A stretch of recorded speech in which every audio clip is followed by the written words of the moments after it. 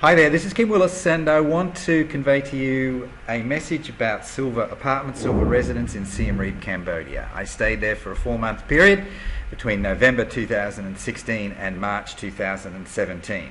I had positive experiences there, but sadly towards the end I had a very negative experience, and you'll want to learn about that just so that you know what to avoid, etc. So, but before I get to that, I'm going to give you a video view of the inside of the apartment that I stayed in. It was a 2-bedroom apartment, and this will give you a good idea. Okay. Okay, this is the inside of the apartment that I've been staying in, Silver Apartments. Alright, so this is the lounge area here.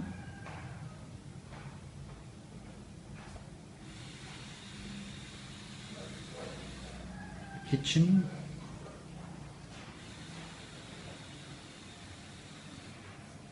Basic fridge, but it works quite fine, no problem. This is an older building, so you don't have the latest fixtures and fittings, but still okay. A 2-burner stove. Microwave not included, that's mine. Okay. One of the things about these older style kitchens is the design not very good. Preparation area, food preparation area in the kitchen, woeful, pretty bad.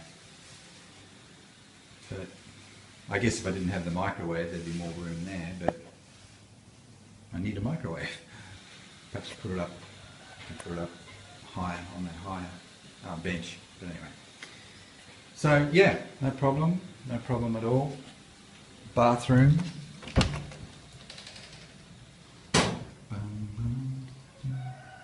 It's not one of the new style hot water systems. It means that you've got hot water there for the shower. There's no bath. You've got hot water there for the shower, but it's only for the shower. So it doesn't provide hot water for any of the other areas, including over the basin there. Alright, so that's it. No hot water for the kitchen either, kitchen basin. Okay, we'll take a look in the main bedroom. Good sized bedroom. Bed is fine, no problem. Good sized bed. Plenty of wardrobe space here. Alright, it's a TV in the bedroom, but it doesn't work properly. Reception is really, really bad, very bad. There's a little fridge, a little bar fridge down here.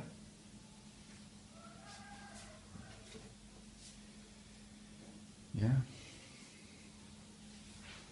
They've got this window blacked out, and I'm glad, because it helps to keep the rather brutal afternoon sun at bay. Alright. And there is an ensuite.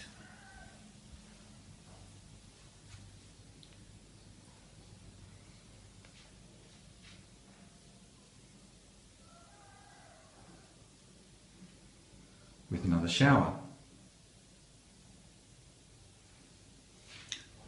That's about it for the master bedroom, and then we have the second bedroom.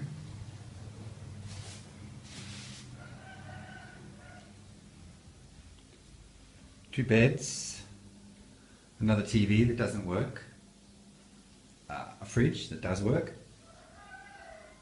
plenty of wardrobe space.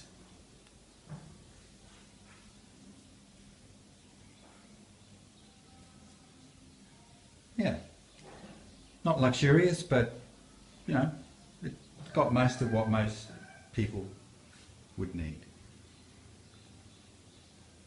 Light fittings are a bit old style.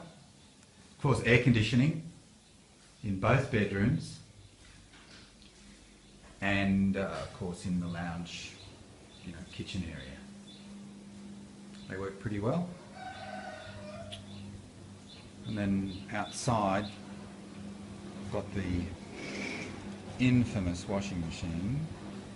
There's a story about that. But small balcony, little table there, like a little coffee table thing. That's about it. There's the street out there. There you go. Hope you found that helpful. Okay, bye-bye. Okay, so that gives you an idea about Silver Apartments, and certainly I've given you a look through the apartment that I have stayed in for, 4 months. And no, nothing wrong with the apartment. As I said, it's fine. It's not super luxurious, but it's got most of the basics in there. It's an older style apartment, so it doesn't have the latest, fixtures and fittings. But other than that, more than comfortable.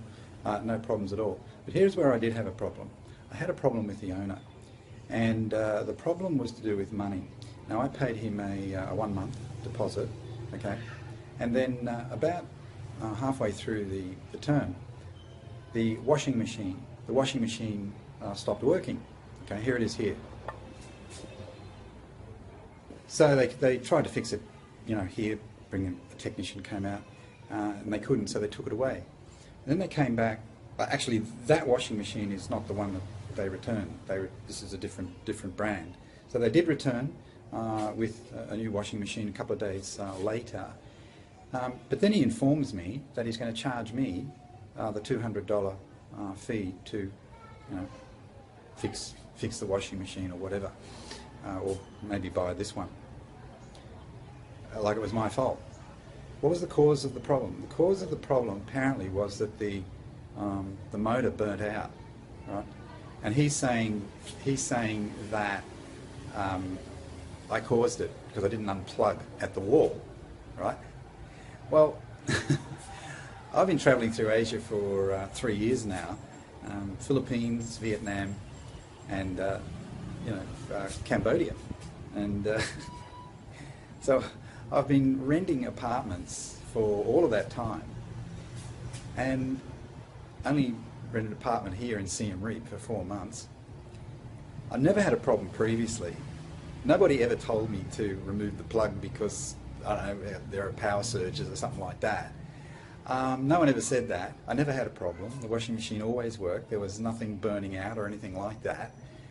And the point of the matter is that if this particular part of Cambodia, Siem Reap, has a known problem with power surges, it is incumbent on the owner of the property or the manager of the property to either install protection devices so that the power surge, the damaging effects of a power surge don't hurt the appliance, or put it into the contract and put a warning sign in front of the, stick it on the washing machine that you must remove, you must pull out the plug after you do a washing, right? So I have no liability, none whatsoever, because if they had said that, and if it was in the contract, or even just a sticker or something like that, of course, I would have removed the plug. But as I said to him, I said, well, I've got my own microwave here. I never removed the plug there. There would have been power surges if it was true what you're saying. There's a power surge problem that caused the washing machine to malfunction or to burn out. Why didn't it happen to the microwave? Why didn't it happen to the fridge? Why didn't it happen to the TV or the fan, which is on, a lot of the time, or the air conditioning, which is on in the evening when I'm sleeping? Why didn't it happen to any of those? See? So he is totally and utterly in the wrong. No question about it.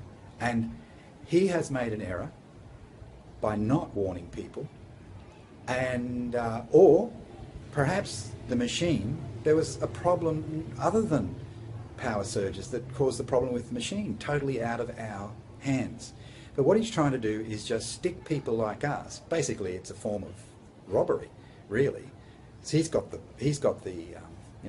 the deposit, and so he can say, well, I'm not going to pay for this, even though it might be my fault because I didn't tell these people, I didn't take precautions or whatever.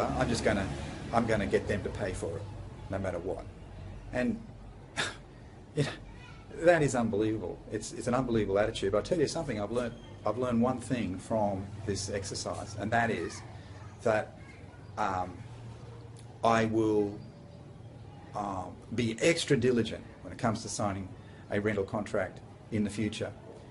Extra diligent, and if there's anything in there that where they're going to try, like for instance in the contract, I did have a look at it after this particular problem, this issue raised its ugly head. I missed this when I first came here, but it said that if there's any, it was basically saying that there's any problems with the drainage, blockage or anything like that, they can get me to pay for it.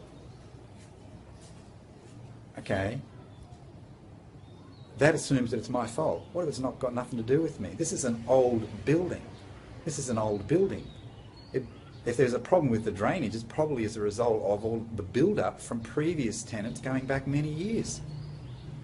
So the poor bunny, who's the latest tenant that gets stuck with the problem, is the one that gets stuck with the bill. That's unbelievable.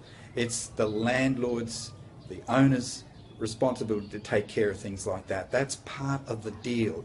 You build maintenance costs into your rental fee, and you allow for that, because you can't blame the latest tenant for a problem that probably could be sourced back to previous people. You just can't do that. It's wrong. It's morally wrong, and it's probably legally wrong.